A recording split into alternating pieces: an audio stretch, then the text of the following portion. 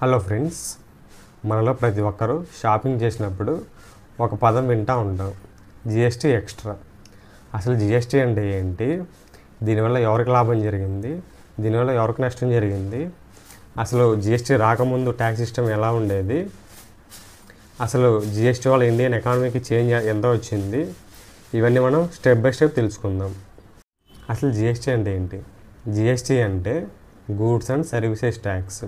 ఇది ఒక indirect tax. అంటే మనం డైరెక్ట్గా గవర్నమెంట్కి కాకుండా ఏదైనా ప్రోడక్ట్ కానీ సర్వీసెస్ కానీ కొనేటప్పుడు ఆ ట్యాక్స్ షాప్ కీపర్స్ ద్వారా గవర్నమెంట్కి కడతాం. అందుకే ఇది ఇండైరెక్ట్ ట్యాక్స్ అంటాం. సింపుల్గా చెప్పాలంటే ఇది కన్జంప్షన్ బేస్డ్ ట్యాక్స్. అంటే వాడుక మీద పన్ను. ఎవరైతే వాడుతున్నారో గూడ్స్ కానీ సర్వీసెస్ కానీ ఫైనల్గా వాళ్ళ మీద పడుతుంది ఈ ట్యాక్స్. జిఎస్టీ రాకముందు మనకి 30+ ట్యాక్సెస్ ఉండేవి. Like VAT, excise duty, entry tax, sales tax, ఇలా చాలా రకరకాలు ఉండేవి. జిఎస్టీ వచ్చిన తర్వాత అవన్నీ తీసేసి సింగిల్ ట్యాక్స్ వేశారు. అంటే వన్ నేషన్ వన్ ట్యాక్స్ లాగా మన దేశంలో ఎక్కడైతే కొన్నా జిఎస్టీ అప్లై అవుతుంది. ఇప్పుడు జిఎస్టీ టైప్స్. జిఎస్టీ వచ్చేసి మొత్తం 3 టైప్స్గా ఉంటుంది. ఒకటి వచ్చేసి సిజిఎస్టీ అంటే central goods and services tax. Next SGST అంటే state goods and services tax. తర్వాత వచ్చి IGST integrated goods and services tax. ఇప్పుడు అసలు సిజిఎస్టీ అంటే ఏంటి, ఎస్జిఎస్టీ అంటే ఏంటి, ఐజిఎస్టీ అంటే వన్ బై వన్ నేను చెప్తాను. సిజిఎస్టీ అంటే central goods and services tax. Next one వచ్చేసి ఎస్జిఎస్టీ అంటే states goods and services tax. ఇప్పుడు మనం ఏదైనా ఒక ప్రోడక్ట్ కానీ సర్వీసెస్ కానీ, ఇప్పుడు మనం ఫర్ ఎగ్జాంపుల్ నేను ఇప్పుడు ఆంధ్రప్రదేశ్లో ఉన్నా. ఇప్పుడు ఆంధ్రప్రదేశ్లోనే ఏదో ఒక షాప్ నుంచి నేను ఏదైనా కొన్నాను అనుకోండి, అప్పుడు సిజిఎస్టీ ఎస్జిఎస్టీ ఈ 2 ట్యాక్స్ కట్టాల్సి వస్తుంది. అదే నేను ఇప్పుడు ఏపీలో నుండి తెలంగాణ నుంచి కొన్నాను అనుకోండి, అప్పుడు ఐజిఎస్టీ కట్టాలి. అంటే integrated goods and services tax. ఇలా ఉంటుంది అసలు జిఎస్టీ. నెక్స్ట్ వచ్చేసి జిఎస్టీ ట్యాక్స్ రేట్స్. జిఎస్టీ వచ్చేసి కొన్ని గూడ్స్ వచ్చేసి 0% ఉన్నాయి, కొన్ని 5%, కొన్ని 12%, కొన్ని 18%, కొన్ని 28%. ఇలా మొత్తం 5 టైప్స్ ఉన్నాయి. 0%లో వచ్చేసి necessity things like milk, vegetables ఇవి వస్తాయి. 5%లో వచ్చేసి daily used items like clothes కానీ లేదా ప్యాకేజ్డ్ ఫుడ్ ఇవి వస్తాయి.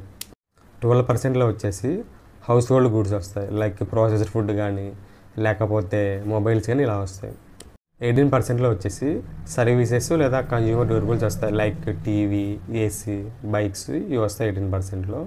28%లో వచ్చేసి అన్ని లగ్జరీ ఐటమ్స్ వస్తాయి 28లో.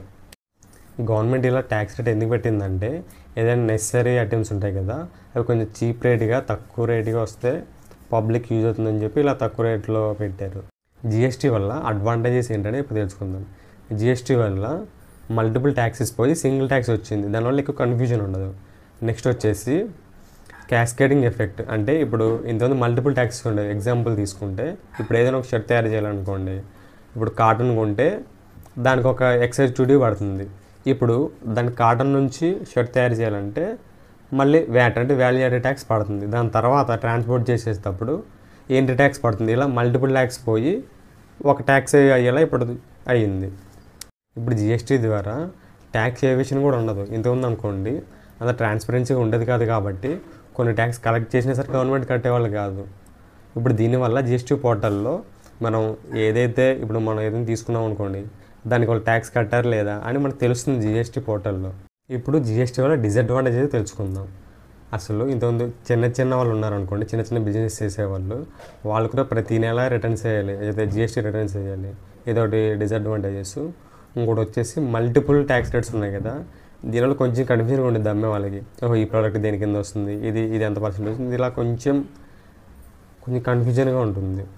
ఇంకో అడ్వాంటేజ్ ఏంటంటే హై ట్యాక్స్ రేట్స్. కొన్ని ప్రోడక్ట్స్ మీద 28% ఉంది కదా, దానివల్ల ప్రోడక్ట్స్కి కాస్ట్ పెరుగుతుంది ఎక్కువ. ఫ్రెండ్స్, జిఎస్టీ ఇండియన్ ఎకానమీలో గేమ్ చేంజరు. కాకపోతే ఇదేంటంటే పెద్ద కంపెనీస్కి ఈజీగా ఉంటుంది, చిన్న ట్రేడర్స్కి చాలా కొంచెం బర్డెన్ అవుతుంది. కాకపోతే ఇంకొన్ని చేంజెస్ చేసి ట్యాక్స్ రేట్స్ తగ్గించి రిటర్న్స్ చేయడం కొంచెం ఈజీగా చేసేయనుకోండి, ఖచ్చితంగా సక్సెస్ స్టోరీ అవుతుంది. అంతే ఫ్రెండ్స్, మీకు జిఎస్టీ గురించి ఒక ఐడియా వచ్చింది అనుకుంటున్నాను. అసలు జిఎస్టీ అనేది చాలా పెద్ద సబ్జెక్టు.